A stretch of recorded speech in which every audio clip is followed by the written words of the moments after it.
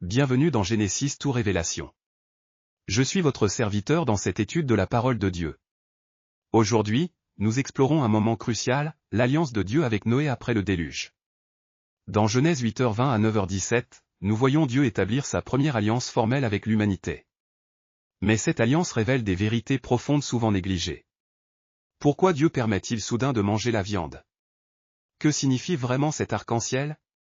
Et comment cette promesse nous parle-t-elle encore aujourd'hui?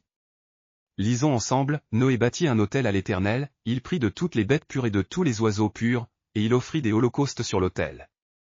L'Éternel sentit une odeur agréable, et l'Éternel dit en son cœur, je ne maudirai plus la terre, à cause de l'homme, parce que les pensées du cœur de l'homme sont mauvaises dès sa jeunesse, et je ne frapperai plus tout ce qui est vivant, comme je l'ai fait. Examinons 3 détails cruciaux souvent négligés. Premièrement, Noé offre uniquement des animaux purs en holocauste. Comment connaît-il cette distinction lévitique des siècles avant Moïse? Cela révèle que la connaissance de la sainteté divine existait dès les premiers temps. Deuxièmement, l'Écriture dit que l'Éternel sentit une odeur agréable.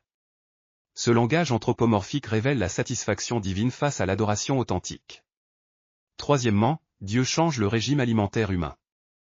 Genèse 1h29 prescrivait un régime végétarien. Maintenant, Genèse 9h3 déclare, « Tout ce qui se meut et qui a vie vous servira de nourriture, je vous donne tout cela comme l'herbe verte. » Ce changement révèle un monde déchu où la perfection originelle est perdue. L'autorisation de manger la viande n'est pas un progrès, mais l'adaptation divine à un monde brisé. Les changements théologiques dans ce passage sont monumentaux. Nous passons d'un monde de création parfaite à un monde déchu nécessitant de nouveaux arrangements. Dieu reconnaît cette réalité en disant, « Les pensées du cœur de l'homme sont mauvaises dès sa jeunesse. » Remarquez, il ne dit pas que l'homme est devenu bon après le déluge. Au contraire, il acknowledge que le problème du péché persiste. Pourtant, sa réponse n'est plus le jugement immédiat, mais la patience. Nous voyons aussi le passage du jugement universel à la grâce universelle. L'alliance avec Noé couvre toute chair, pas seulement l'humanité. Genèse 9h10 inclut tous les animaux qui sont sortis de l'arche. Dieu s'engage envers toute sa création.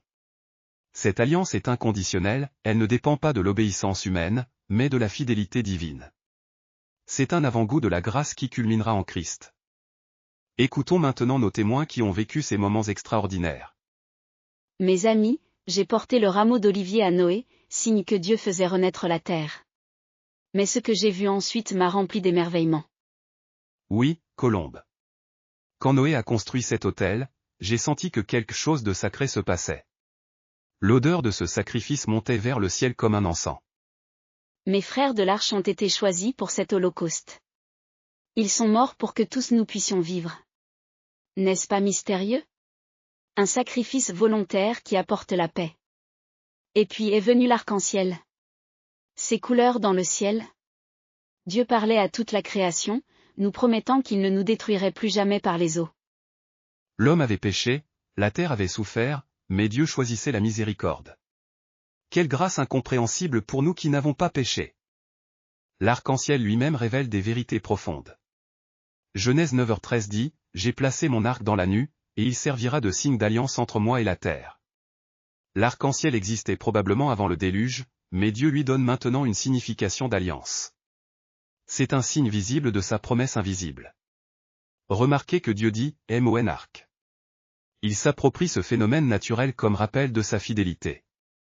Dans Apocalypse 4h3, Jean voit un arc-en-ciel autour du trône, cette alliance terrestre reflète une réalité éternelle. L'arc-en-ciel apparaît après l'orage, tout comme la grâce de Dieu suit souvent nos plus grandes épreuves. Cette alliance préfigure l'alliance éternelle en Jésus-Christ. Comme Hébreux 13h20 le déclare, Jésus est le grand pasteur des brebis, par le sang d'une alliance éternelle. L'alliance avec Noé était temporelle, celle du Christ est éternelle. Comment cette alliance nous parle-t-elle aujourd'hui?